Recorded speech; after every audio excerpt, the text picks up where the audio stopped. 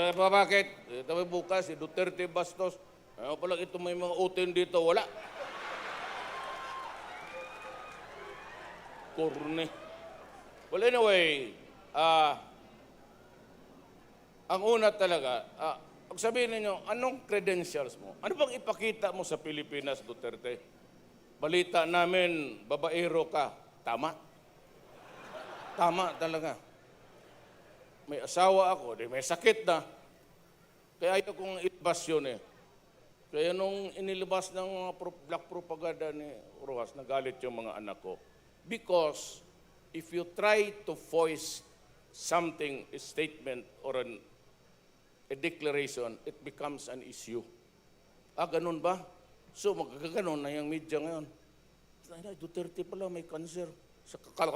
Siguro ng ganun. Baka ganun.